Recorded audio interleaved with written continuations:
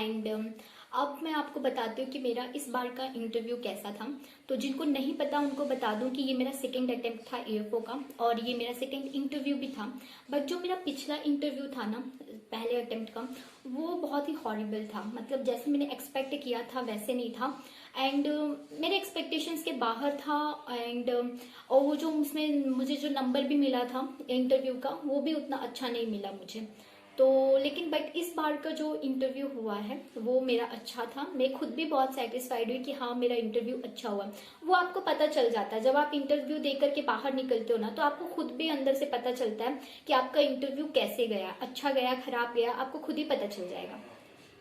बाहर भी बैकग्राउंड से गाय की आवाज आएगी, खटपिट की आवाज आएगी, क्योंकि ये गांव है तो यहाँ पे ये चलता रहेगा और पूरे दिन जब तक शाम नहीं हो जाती ना तब तक चलता रहेगा। तो मैं वेट नहीं कर सकती थी क्योंकि क्या पता शाम को लाइट रहे ना रहे, तो दिन की ही लाइट से हम काम चला लेते हैं। अभी तो वैसे लाइट है बट रात की गारंटी नहीं होती है।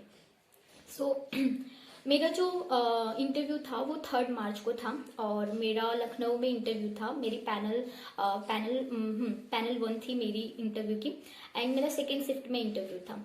और उस दिन लखनऊ में ना, लखनऊ में क्या प्रयागराज में भी और लखनऊ में भी तो बहुत बारिश हो रही थी एंड बट कैसे भी करके पहुंचना तो था ही। तो वहां हम पहुंचे एंड जैसे ही मैं रेडी होकर के होटल से बाहर निकली तो एकदम जोरों शोरों से बारिश। अब मुझे तो लग रहा था क्योंकि रिपोर्टिंग टाइम 1 बजे की थी एंड एक तो वहीं बज गए थे मेरे बट कैसे भी करके वो रिक्शा करके फिर हम वहां पे पहुंच गए जहाँ पे वेन्यू था। एंड ग्रैंड सेवी होटल विभूति खंड में है। तो वहां पे इस बार का इंटरव्यू हुआ था आईबीपीएस एएफओ का। तो हम वहां पहुंचे एंड वहां पे मेरा डॉक्यूमेंट वेरिफिकेशन हुआ। बट मैं बता दूं मेरा ना डॉक्यूमेंट वेरिफिकेशन बहुत लास्ट में हुआ। मतलब मेरे बाद में सिर्फ 3-4 लोग ही बचे होंगे, डीवी में भी और इंटरव्यू में भी मेरा बहुत लास्ट में था इंटरव्यू। तो डीवी में जब हुआ ना तो थोड़ा मजा आया। क्योंकि जो वो लोग थे ना, वो लोग बहुत लोगों का डीवी कर चुके थे, सुबह वाले से भी कर चुके थे, फिर दोपहर वाली इंटरव्यू जो थी जो हम लोगों की थी उनका भी था और उसमें भी सबसे लास्ट में हम मेरा था। तो वो लोग ना बहुत ऐसे बोर हो चुके थे सबका डीवी कर करके। तो वो जब इस बार तो क्या था कि ऑलरेडी जो आपके जो डॉक्यूमेंट्स थे वो ऑनलाइन आपको अपलोड कर देने थे पहले से ही, तो वो लोग लैपटॉप लेके बैठे हुए थे एंड ओरिजिनल डॉक्यूमेंट्स देख रहे थे। इस बार उन्होंने जेरोक्स हम लोगों से नहीं ली है किसी भी डॉक्यूमेंट की। सिर्फ उन्होंने जो एप्लीकेशन फॉर्म, आपने जब फॉर्म भरा होगा ना एएफओ का, तभी वो वाली एप्लीकेशन पे ही सेल्फ अटेस्ट करके उन्होंने सारे वो वाली सिर्फ एप्लीकेशन फॉर्म ली। बाकी किसी भी डॉक्यूमेंट के उन्होंने कोई भी जेरोक्स अपने पास नहीं ली। जबकि पिछले बार क्या किया था, जेरोक्स उन्होंने रख लिया था, ओरिजिनल के साथ मैच करने के बाद में जेरोक्स उन्होंने रख लिया था। बट इस बार का ऐसा कुछ नहीं था। इस बार उन्होंने जेरोक्स तक नहीं ली है किसी भी डॉक्यूमेंट्स की। तो वो ऑनलाइन पे ऐसे कर करके देख रहे थे वो जो डॉक्यूमेंट्स हमने अपलोड किए एंड साथ ही साथ में मेरे को बोला कि आप यहाँ पे ये साइन करो, वो करो, ये करो, वो सब चल रहा था। फिर उनको पता चला कि मेरी जो मतलब 10th और 12th है वो गुजरात से है। तो उन्होंने बोला तो आपको तो गुजराती आती होगी क्योंकि इसमें गुजराती सब्जेक्ट मेंशन है आपके। मैंने कहा यस सर। तो सर बोले कि अब हम आपसे जो भी सवाल करेंगे उसका आंसर आप गुजराती में दोगे। तो वहां पे जो बाकी भी लोग बैठे थे दूसरे पैनल के, वो सब सुन के ना हंस रहे थे कि मतलब अलग ही लेवल पे मजे चल रहे हैं कि यहाँ पे डॉक्यूमेंट वेरिफिकेशन हो रहा है, सर को गुजराती सुननी है। फिर वो आप इतने सारे स्टेट्स में रहे हो, चलो सबके खासियत बताओ, मतलब कि क्या क्या आपको अच्छा लगा, ऐसे सब बातें हुई। चॉकलेट्स मतलब वो खुद से ही दे रहे थे। तो मजा आया डीवी करा के। एंड मेरी एक आदत है, जब मेरी इंटरव्यू होता है ना तो मैं जब तक हो नहीं जाता तब तक ना मैं बहुत चिल करती हूँ। पता नहीं क्यों मुझे कोई 1% का मुझे डर नहीं लगता है। जैसे बाकी लोग भी थे वहां पे, कुछ लोग नर्वस हो रहे थे, कुछ लोग एकदम शांत, कोई कुछ से बोल नहीं रहा है, कुछ लोग बोल रहे थे इससे। लेकिन मेरा तो अलग ही रहता है, मेरा तो अलग ही जोश आ जाता है, पता नहीं क्या, मैं शांति नहीं रह पाती एकदम। मतलब लोग पॉजिटिव नहीं, वो नेगेटिव हो रहे होते हैं, डर रहे होते हैं, और मैं अलग ही, मतलब मेरी अलग ही एनर्जी निकल रही होती है उस वक्त। हाँ, लेकिन जब इंटरव्यू हो जाता है ना, जब वहां से मैं बाहर निकलती हूँ, फिर उसका मूड ना, इंटरव्यू कैसा हुआ उस पर डिपेंड करता है। पिछली बार इंटरव्यू देने तक तो मैं एकदम खुश खुश थी एकदम, जब जाकर बाहर निकली ना, मेरा दिमाग इतना खराब हो गया था, इतना खराब हो गया था कि मैंने लखनऊ में ना फिर कुछ खाया ही नहीं। सीधे जब मेरी ट्रेन थी, मैं ट्रेन बैठी वापस प्रयागराज चली गई, ना किसी से बोली, न कुछ न कुछ, मतलब इतना मेरा मूड ऑफ हो गया था। तो जब तक इंटरव्यू नहीं चलता तब तक मेरा सब कुछ सही रहता है। मेरा मूड बाद में खराब होता है या अच्छा रहता है, इंटरव्यू जैसा जाता है वैसे। अब मेरा इंटरव्यू सबसे लास्ट में, मेरे बाद में चार नहीं, तीन, शायद 2 या 3 लोग यही कुछ रहे होंगे, लेकिन फीमेल में मैं सिर्फ अकेली थी जो लास्ट में थी। तो इस बार ना एक चीज और भी था, इस बार ना पैनल में 2 फीमेल्स थी, जबकि ऐसा होता नहीं, जनरली एक फीमेल होती है जो कि सिर्फ ऑब्जर्व करती है, ज्यादा क्वेश्चन नहीं पूछती है, लेकिन इस बार 2 फीमेल थी, और जो इंटरव्यू था उसको हेड भी फीमेल ही कर रही थी। तो वो देख के जैसे मैं एंटर हुई, जब मेरा आया, तो वो मैं जब एंटर हुई ना, तो वहां पे वो खुद ही बोले, अरे आइए आइए मैडम, कब से आपके नाम में हम लोग परेशान हैं, आइए आइए। मतलब ऐसे लग रहा था ना जैसे मैंने उनको मेरा इंटरव्यू लेने की जल्दी हो। मैं इसलिए भी थोड़ा मेरे दिमाग में ये चल रहा था ना कि लास्ट है, वो बोर हो गए होंगे, अब उनको शायद मेरे से इतने अच्छे से पूछेंगे नहीं, मेरा ऐसा था। लेकिन जिस तरीके से उन्होंने मेरे को अंदर बुलाया ना, अरे आइए आइए, जैसे शादी होती में नहीं होता किसी को मेहमान आते तो आइए बैठिए बैठिए, उस तरीके का। तो फिर मैं खुश हो गई। एंड मैंने इस बार, पिछली बार मैंने उसमें पूरा सूट जो होता है, मतलब वो कुर्ता दुपट्टा एंड सलवार, अपने इंटरव्यू में मैंने वो पहन रखा था। लेकिन इस बार क्या था कि मैंने साड़ी पहन रखी थी, क्योंकि मेरे मम्मा भी चाहती थी और मैं भी चाहती थी कि इस बार थोड़ा अलग ही पहनते हैं, तो मैंने साड़ी पहनी। एंड जैसे ही मैं एंटर करी ना और वो साड़ी देखे, तो वो जितने भी पैनल मेंबर्स थे, दे वर सो हैप्पी। पहले तो उन्होंने कॉम्प्लीमेंट से शुरू किया, और वो कॉम्प्लीमेंट सुन के ना तो मैं तो इतना खुश हो गई। वो मेरा मतलब वो उन्होंने खुद बोला कि आप ऐसी पहली हमारे पैनल में पहली ऐसी लड़की हो जो कि इस तरीके से साड़ी वेयर करके आ रही हो। और वो लोग बहुत ही, मतलब मेरी साड़ी को भी बहुत अप्रिशिएट किए। और फिर उन्होंने मैंने सबको विश किया, एंड थोड़ा सा 2-3 सेकंड के लिए उन्होंने बैठने के लिए नहीं कहा, तो मैंने खड़ी थी। फिर उन्होंने बोला अरे बैठ जाइए ऐसे कहा, तो फिर मैं बैठ गई। एंड वो फिर से था, साड़ी पे ही बात हुई कि आपने क्यों सोचा साड़ी पहनने का। तो मैंने बोला, मतलब अब क्या झूठ बोलना, सच सच बोल दिया, क्योंकि मेरी मम्मा चाहती थी कि मैं साड़ी पहनूं, क्योंकि ना मेरी बीमार थी तो बहुत ज्यादा पतली हो गई थी, तो वो साड़ी पहनूं ना तो थोड़ा से दुबलापन जो होता है ना, थोड़ा कम कम दिखता है और थोड़ा पर्सनैलिटी अलग दिखती है। तो इसीलिए मैंने बोल दिया उनको। तो वो बोले कि नहीं, बहुत अच्छी चॉइस है आपकी मम्मा की। एंड फिर उन्होंने ना, एक सर थे, तो उन्होंने इंट्रो मेरा नहीं लिया, सीधे मुझसे पूछने लगे कोई तो एक साड़ी है, तो उन्होंने बोला उसका नाम चौपर से कुछ था, मुझे याद, चंदेरी या चंदेरी नहीं था, चंदेरी तो हमारे एमपी का है, लेकिन एक चौपर से ही दूसरी कोई साड़ी थी। तो उन्होंने बोला कि आपको पता है ये साड़ी कहाँ की, मतलब फेमस साड़ी है। तो मैंने, मतलब बहुत ही डिसेंट स्माइल के साथ में मैंने उनको बोल दिया कि सॉरी सर, मुझे इतना ज़्यादा साड़ी के बारे में आइडिया नहीं है।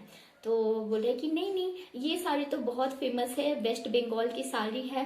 तो मैंने बोला कि सर मुझे 2-3 साड़ियों के बारे में पता है, बट सर इतना ज़्यादा आइडिया नहीं। तो वो खुद से ही बताने लगे कि ये वहाँ की, क्या बोलते हैं, वेस्ट बंगाल की फेमस साड़ी है, वहाँ छोटी छोटी बच्चियों को भी जब दुर्गा बनाते हैं तो वो लोग उस तरीके से पहनाते। तो मुझे पता तो चल गया, अच्छा उस साड़ी की बात कर, बट मुझे उसका नाम नहीं पता था। तो वो इसके बाद में वो मैम जो थी, तो उन्होंने बोला कि काजल जी आपका ये नाम क्या है इसमें से, क्योंकि पांडे काजल अवरेंद्र कुमार। सो हम थोड़ा कंफ्यूज हो रहे हैं, आप बताओगे क्या है इसके पीछे का मतलब रीजन कि आपने इतना बड़ा नाम रखा। तो मैंने उनको बोला कि बेसिकली मैम, जो मेरा बेसिक एजुकेशन था तो वो मेरा साउथ से स्टार्ट हुआ, तो वहाँ पे पहले सरनेम रखते हैं, फिर खुद का नेम रखते हैं और फिर फादर्स नेम रहता है। तो इसी वजह से ना मेरा ये पूरा नेम जो था वो इस तरीके से आया। और फिर जब मैं गुजरात में, मेरे जो 5th से लेके 12th तक की पढ़ाई हुई थी, तो वहाँ पे भी सेम यही फॉर्मेट यूज करते हैं, तो वही था। और फिर वही चीज आगे भी फॉलो करनी पड़ी 10th 12th की वजह से। तो ये थी वजह। तो बोले कि आप इतने सारे उसमें रह चुके हो। मैंने बोला यस मैम। तो बोले कि तो आपको गुजरात में क्या अच्छा लगा? तो फिर मैंने ऑनेस्टली बोला कि मुझे वहाँ का खाना बहुत पसंद है। तो उन्होंने बोला कि अच्छा, तो आप खाना बनाते हो? मैंने बोला कि हाँ मैम, मैं खाना बनाती भी हूँ और खाने की शौकीन भी हूँ। बोले नहीं नहीं, बहुत अच्छी बात है।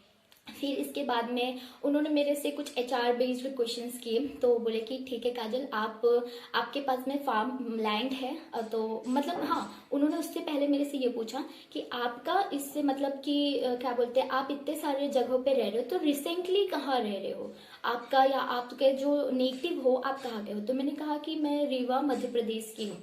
तो बोले कि तो प्रयागराज से क्या रिश्ता है आपका? तो मैंने बोला मैम वहाँ से मेरी ग्रेजुएशन है। तो बोले तो करेंटली कहाँ रह रहे हो, प्रयागराज में रह रहे हो कि फिर रीवा में रह रहे हो? तो मैंने उनको बोला कि मैम अभी तो 2 साल से मैं प्रयागराज में ही रह रही हूँ, सॉरी मैं रीवा में रह रही हूँ अपने गांव में।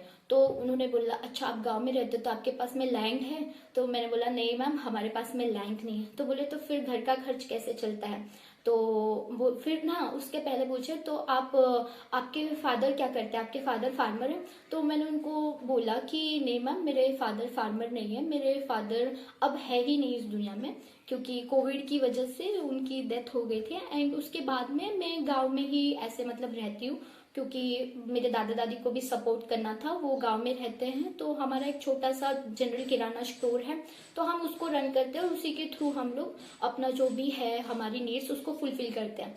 तो बोले कि आपके पास लैंड नहीं है? हमने कहा कि नहीं मैम, हमारे पास लैंड नहीं है। तो बोले कि अच्छा ओके। फिर जब उनको मेरे फादर का पता चला तो बोलते आप इतने सारे जगह पे रहे थे तो उसकी रीजन, तो मैंने भी उसके जब बता रही थी मैं सारी जगह पे रही हूँ, तो उन्होंने पूछा था कि इतने सारे जगह पे रहे कैसे आप? तो फिर मैंने उनको बताया था कि मेरे फादर जो थे वो इलेक्ट्रिकल इंजीनियर थे लार्सन एंड टूब्रो कंपनी में, एलएनटी में। तो उनका ना ऐसे ट्रांसफर होता रहता था, तो उसी के थ्रू हम लोग इतने सारे स्टेट्स में रह पाए थे।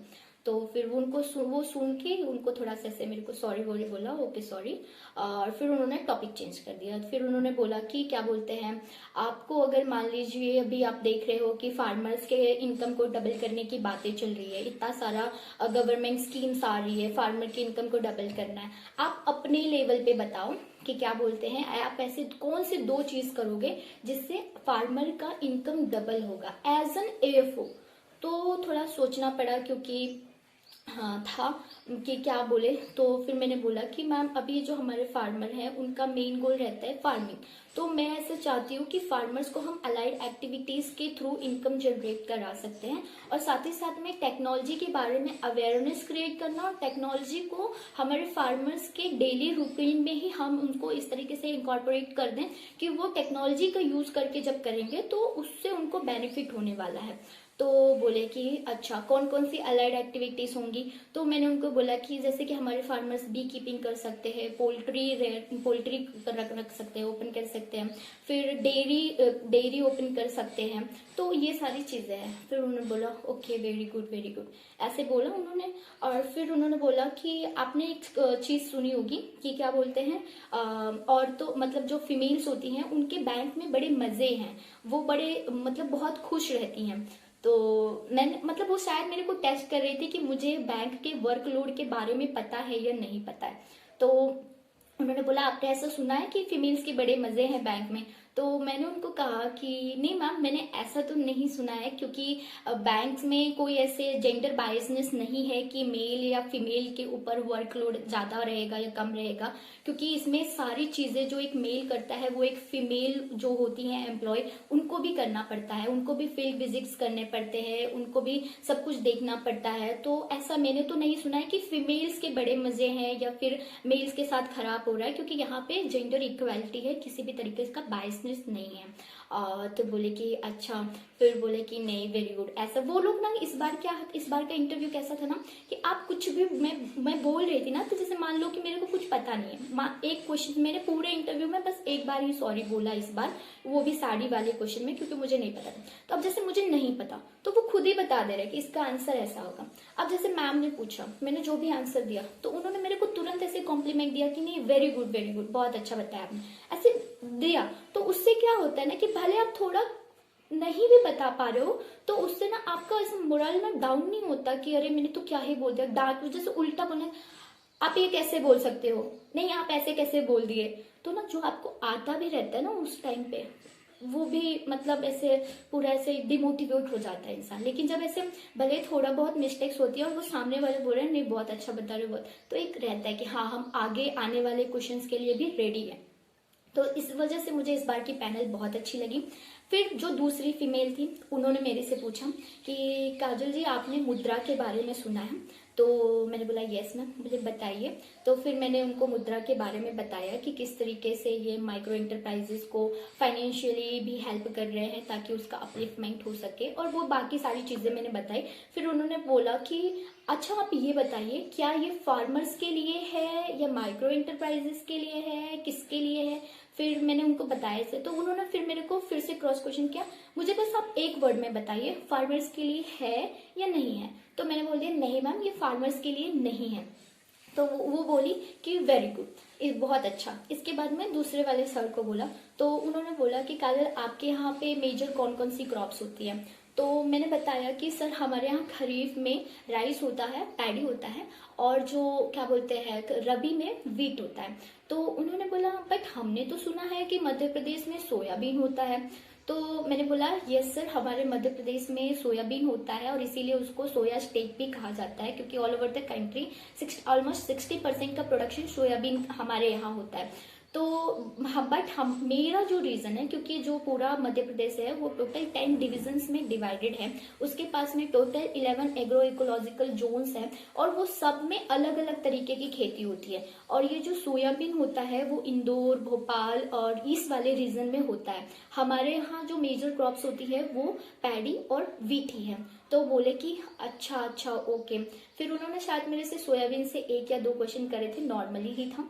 फिर उसके बाद में उन्होंने दूसरे सर को दे दिया, तो उन्होंने बोला कि काजल आपके यहाँ कौन कौन सी वेराइटीज होती हैं, कौन कौन फार्मर्स कौन कौन से वेराइटीज ग्रो करते हैं, और आपके यहाँ की क्या इश्यूज है उस क्रॉप्स को लेकर के।